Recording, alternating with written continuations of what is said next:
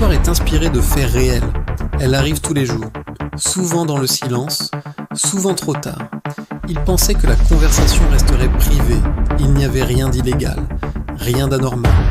Une simple discussion, née d'un contact en ligne. La confiance s'installait, l'échange devenait plus personnel, plus intime.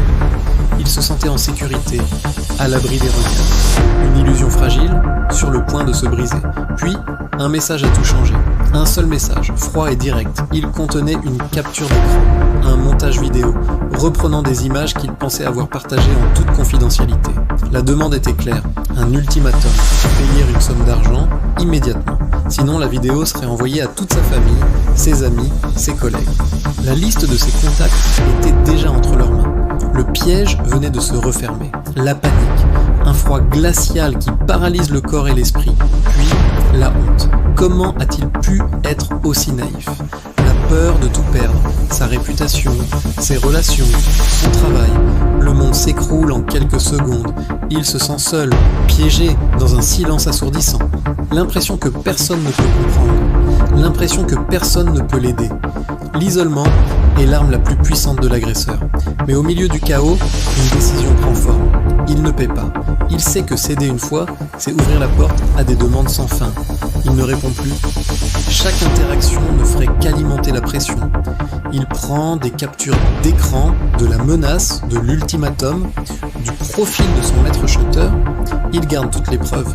Puis il fait le pas le plus difficile, mais le plus important. Il demande de l'aide. Il brise le silence. Face à une telle situation, voici ce qu'il faut faire. Ne jamais payer. Payer ne garantit rien, si ce n'est de nouvelles demandes. Couper immédiatement tout contact. Bloquer le profil sur tous les réseaux, toutes les messageries. Ne laisser aucune porte ouverte. Conserver toutes les preuves, les conversations, les captures d'écran, les profils. Chaque détail compte. Sécurisez ses comptes. Changez vos mots de passe. Activez la double authentification. Protégez votre périmètre numérique. Et enfin, signalez les faits aux plateformes concernées et surtout aux autorités compétentes. Vous n'êtes pas coupable, vous êtes une victime. Il y a aussi ce qu'il ne faut jamais faire. Ne pas répondre sous la pression. Les criminels exploitent la panique pour vous faire commettre des erreurs. Ne pas croire à leurs promesses. Ils n'effaceront jamais rien. Leur seul but est l'argent. Ne pas rester seul. Parlez-en à une personne de confiance ou à une association d'aide aux victimes. Le poids est moins lourd quand il est partagé et surtout, ne pas supprimer les preuves dans un moment de honte. Elles sont essentielles pour vous défendre et pour que justice soit faite. La sextorsion est un crime qui joue sur la peur et l'isolement. Mais la connaissance est votre premier bouclier. Savoir comment réagir vous redonne le contrôle. Parler peut vous sauver. Rompre le silence est le premier pas vers la sortie du tunnel.